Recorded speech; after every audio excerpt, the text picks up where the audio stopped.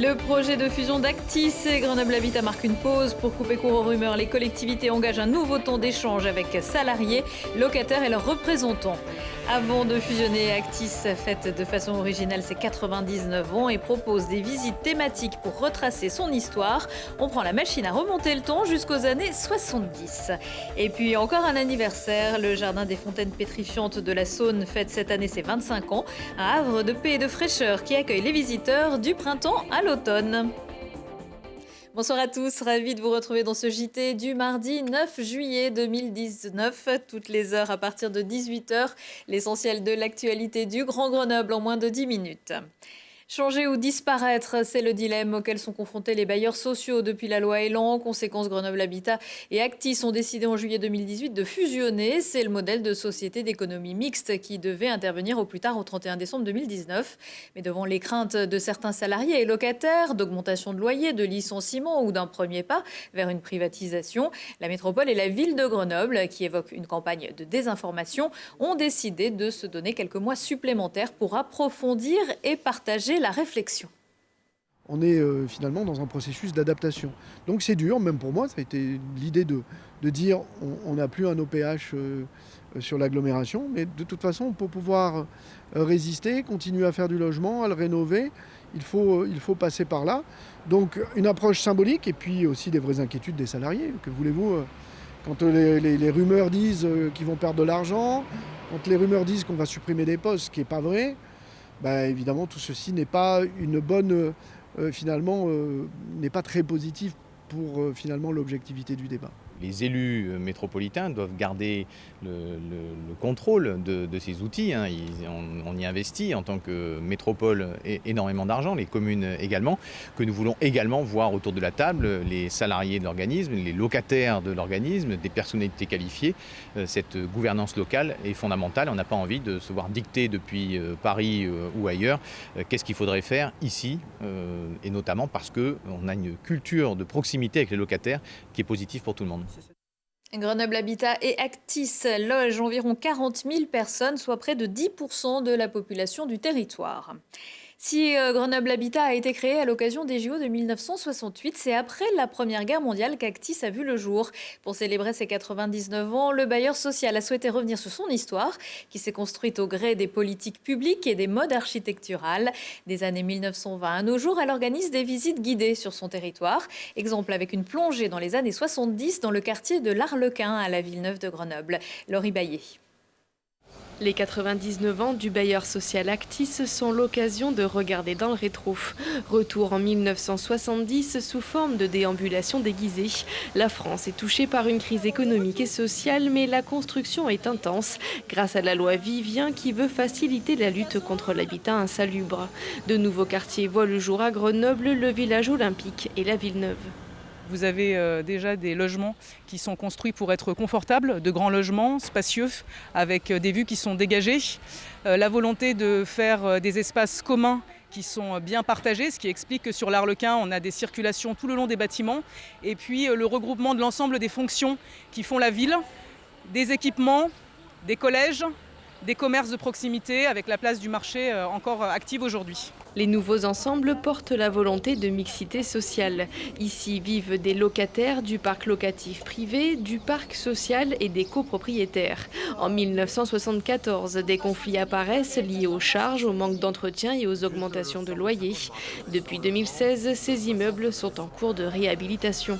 Notre volonté, ça a été de recréer des unités d'habitation avec une petite centaine de logements à chaque fois, avec une entrée en propre, des cages d'escalier en propre, et d'allier cette volonté de restructuration à une volonté d'amélioration de la performance énergétique, avec une diminution des frais de chauffage, l'ambition de diminuer d'environ 50%. Donc en 2016, le 50-52, 89 logements ont été livrés à l'Arlequin, et actuellement on est en cours de réhabilitation de 67 logements sur le 60 ouest Arlequin, et puis on projette la réhabilitation sur la partie nord du secteur avec le 70 ouest en 2020. Cette déambulation aux couleurs 70s s'adresse au public et aux employés d'Actis. Ce qui était sympathique, c'était d'aller sur le patrimoine, dans le cœur de l'Arlequin, de se rendre compte un peu de la dimension des immeubles, de l'histoire avec tout ce qui était Arlequin, pourquoi l'Arlequin, les couleurs, les codes couleurs. Ça permet aussi de découvrir l'Arlequin parce qu'on ne voit que de l'extérieur et pas de l'intérieur. Donc là, on a pu effectivement du coup rentrer dans un logement, voir que les espaces sont plutôt assez grands.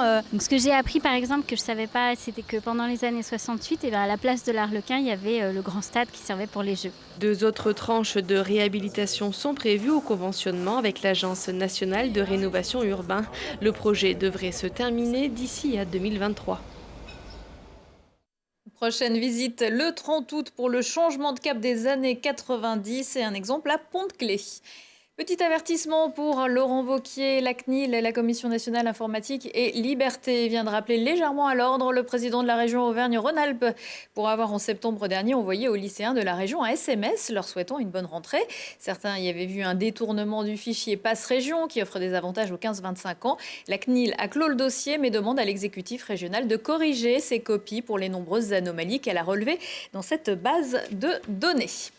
Ce n'est pas la taille qui compte et pourtant parfois un peu quand même, puisque l'on parle d'écran. Une équipe internationale et interdisciplinaire de scientifiques, notamment grenoblois, vient de démontrer que la toxicité des nanofils d'argent dépend principalement de leur diamètre. Les nanofils d'argent pourraient être utilisés pour rendre les écrans tactiles flexibles et pallier cette mauvaise habitude qu'ont nos écrans rigides de se fissurer en cas de choc ou de chute. Petit problème, ils ne font pas bon ménage avec les cellules de la peau. L'imagerie à rayon X de l'ESRF de Grenoble a permis de montrer que les fils plus fins n'étaient pas toxiques et restaient performants. Les nanofils d'argent pourraient aussi avoir des implications dans le domaine de la santé pour administrer des médicaments. Ont également collaboré à cette étude publiée par la revue PNSA des chercheurs du CEA Liten et de l'UGA. Les sciences de la vie et de la terre, cette fois au cœur de la magie des fontaines pétrifiantes. C'est la suite de notre série pour rafraîchir l'été. Un jardin extraordinaire situé à la Saône, pas très loin de Saint-Marcelin. Si l'eau règne en maître, c'est la main de l'homme qui fait tout le boulot. Charlotte Faulkner. Difficile de croire qu'il y a 25 ans se trouvait ici une décharge. Après plus de 3 ans de travaux, voici le résultat. Ce jardin situé sur le plateau de Chambaran possède, comme son nom l'indique, des fontaines pétrifiantes, des fontaines au procédé bien précis. Derrière moi, c'est une fontaine pétrifiante. C'est de l'eau de source qui arrive dans notre jardin. Il y a une quinzaine de sources qui l'alimentent. Et quand l'eau arrive à sa source, elle est très calcaire et légèrement gazeuse.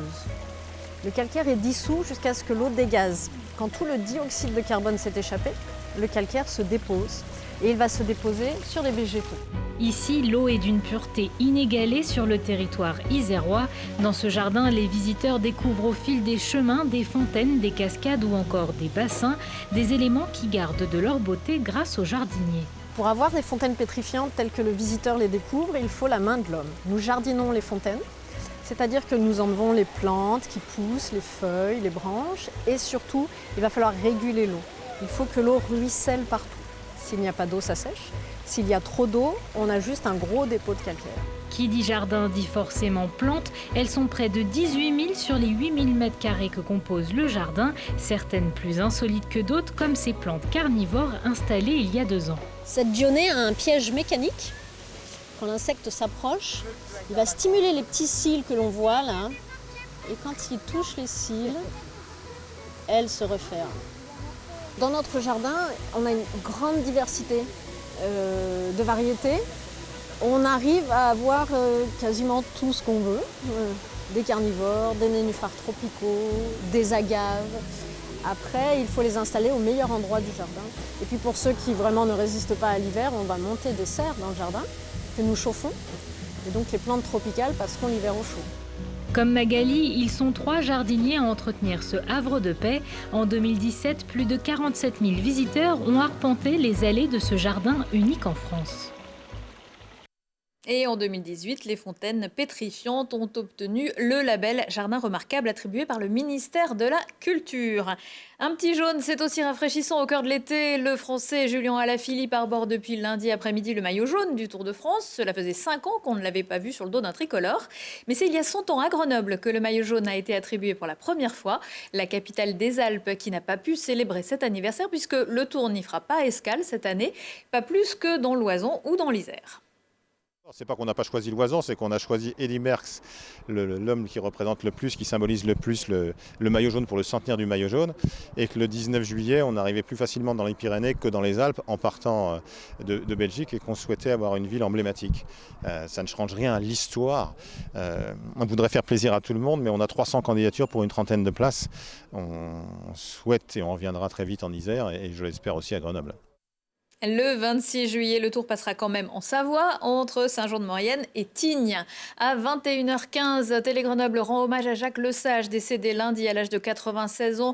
L'homme d'image avait notamment réalisé le film de candidature des Jeux Olympiques de Grenoble de 1968. Découvrez ou redécouvrez cette dernière apparition télé sur le plateau de Si on parlait en février 2018 et quelques-uns des films les plus marquants de sa carrière.